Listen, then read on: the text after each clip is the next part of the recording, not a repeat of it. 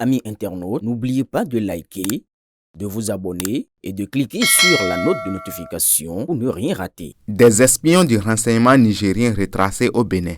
Tiani, le mouton démasqué. L'effet boomerang, ça va maintenant chauffer chez lui.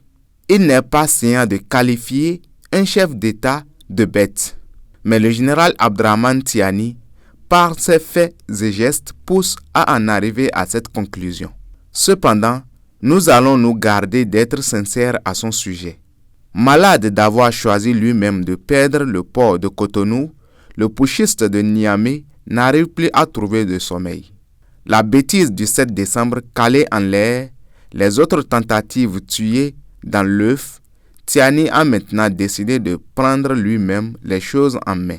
Il dépêche sur Cotonou une dizaine de ses espions les plus formés pour étudier les déplacements des autorités béninoises. Malheureusement pour lui, son grotesque schéma a été tracé avant même que les éléments n'entrent sur le sol béninois. Doté des technologies de dernière génération et gâté par la formation très pointue de ses cadres, le Bénin a mis en filature les hommes de Tiani.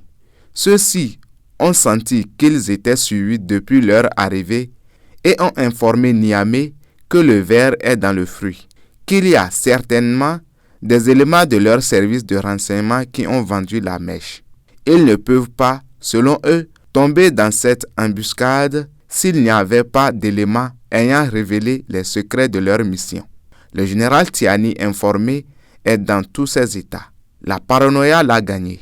Il n'a plus confiance en ses cadres. Il voit maintenant le président Talon partout dans sa capitale.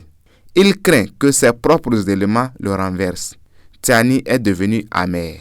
On raconte dans son carré d'as qu'il veut remplacer toute sa garde et défaire le service de renseignement. Il les soupçonne tous d'être des éléments du président béninois. Il a certainement oublié que le président Talon n'a même pas de temps à lui consacrer. Il y a quelques mois, il le suppliait d'enterrer cette affaire pour donner sa chance à la coopération bilatérale en ouvrant la frontière de son côté.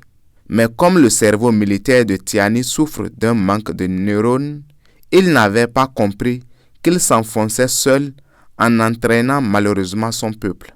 Voilà maintenant que le port de Cotonou le tente comme une goutte d'eau dans l'aride désert du Sahara. Il souffre maintenant de tous les maux. Comme on fait son lit, on se couche, dit-on. Aboubakar Takou.